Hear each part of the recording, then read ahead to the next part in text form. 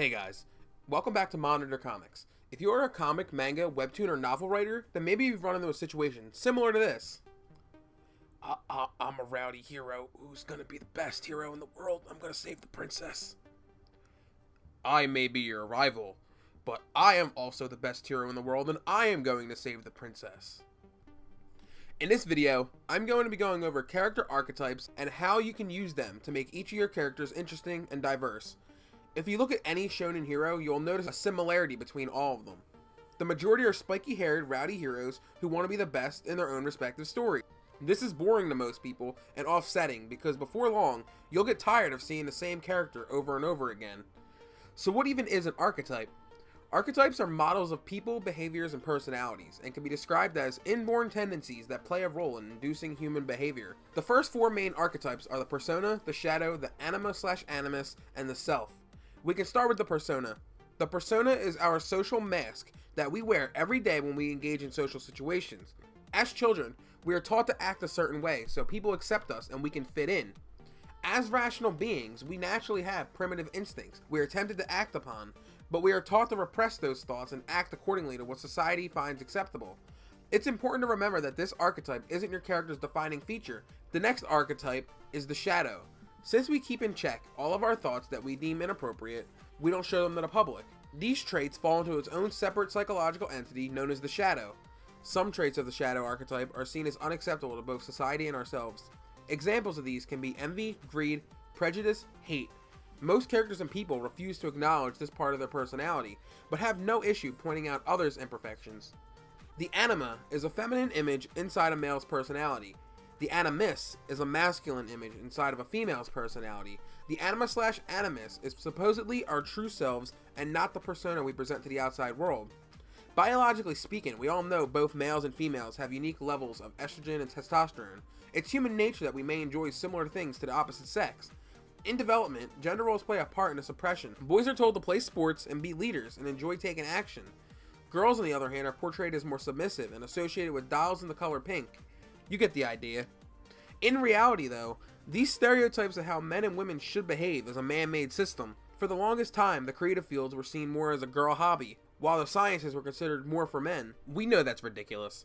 Being mature enough to explore different interests will allow us to become more accepting of our true selves and break down the mold that closed-minded people have engraved on us growing up. The final big archetype is the self. The self is the unified consciousness fused together with the unconscious. This is the person we see ourselves as, the person we believe we truly are. If you think of a circle with a tiny dot in the center, the outer circle is the self and the tiny dot is the primitive desires. Identifying yourself is important for a character because that is who they want to be on the outside as well. We always know we can do better to actualize this ideal version of ourselves. Aside from the four main archetypes, there are actually 12 universal archetypes that you may be familiar with. Each archetype is accompanied by a stereotypical list of personality traits. In ancient Greek, the term archetype comes from the concept of original pattern. Archetypes serve to represent the range of human motivations. The 12 archetypes include the ruler, the creator, the sage, the innocent, the explorer, the rebel, the hero, the wizard, the jester, the everyman, the lover, and the caregiver. So what do these kinds of people seek? Well, the motivation is known as four cardinal orientation. Ego, leaving my mark on the world. Order, providing structure to the world. Social, connecting to others. And freedom, striving for paradise. Let's take a closer look at the archetypes, beginning with the ego types. These are people with more innate traits that bleed into their outer personality. Number 1, the innocent. Wants everybody to be free and happy. They fear punishment for misbehaving, so they try to do the morally right thing. Their optimism can sometimes be seen as naive. Number 2, the everyman. Believes in gender equality and connecting with others. Wants to belong and fears being outcasted. Loses their sense of self by trying to appeal to others. Also known as the regular guy. Number 3, the hero. Wants to prove themselves through their actions.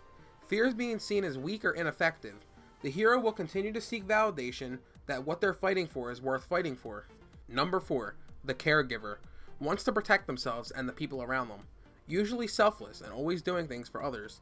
This can lead to caregivers easily being manipulated and exploited. Next, we're going to take a look at the archetypes that fall into the soul types.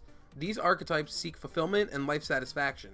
Number 5, the explorer. Wants to find out who they are in the world by going out and searching for it. Wants to experience a more fulfilling life. Their weakness is aimlessly exploring and becoming a misfit as a result. Very true to oneself. Number 6. The Rebel. Aims to break rules, seeks change or revenge, fears having no voice. They attempt to disrupt or destroy a system already in place, also known as the Wild Man. Number 7. The Lover. Exists for intimacy and experience, wants to feel a connection with every person they come into contact with. They focus more on their appearance, so their interactions leave a huge impression. Like the Everyman, risks losing their individuality by appealing to others. Number 8. The Creator or the Artist. Wants to endure life through creation. Fears being seen as mediocre, so they try and create culture through their art, also known as the Innovator. Next, let's take a look at the Self types. These archetypes focus more on themselves. Number 9. The Jester. Believes in taking advantage of our own life. Wants to enlighten the world with their humor and actions. They fear being seen as boring or boring others. Unfortunately, most of their actions can be seen as a waste of time by other people. Number 10. The Sage. Seeks the truth of the world. A master of using rationality and logic. Fears being ignorant or manipulated by false information. Has a tendency to study more than take action, also known as the Scholar or Planner. Number 11. The Magician. Seeks to make things happen. Has a deep understanding of how the world works. Fears manipulating others through their methods. All they want is to make their dreams come true and will use their vision to accomplish that. Number 12. The Ruler. Desires absolute control or power. Believes they have what it takes to create a beneficial community. Fears chaos arising due to their misguidance. Also fears being overthrown. Unable to delegate responsibility, also known as the Aristocrat or Administrator. So let's run it back. Archetypes are personality types. 12 common archetypes stem from the original 4 psychological archetypes. So how do you use this to your advantage? Well, the characters are pretty much people. If your character is three-dimensional and realistic, they should theoretically fall into one or two of these categories. It's important to make your character more than just their archetype though. Oftentimes you'll see people say something like, that character only has one personality trait. That's what you don't want to happen with your characters. Archetypes are a great way to start your character creation process, so you have a cast with contrasting motivations. However, remember to break the rules a bit and make deviations. Maybe your ruler is actually really lawful and is seeking dominant control because he actually wants the best for his nation. Or maybe instead of making your Jester a misfit in society, you make him a central focus of your plot and the hero. Keep all of that in mind when creating characters. Archetypes can't make your characters, but they serve as a great starting point. I hope you learned something new in this video. If you enjoyed this video, please leave it a like and subscribe to the channel if you haven't already. Drop a comment down below on what video you'd like to see next. As always, you can find the links to all of my social media down in the description below. Thank you guys so much for checking out this video, and I'll see you in the next one.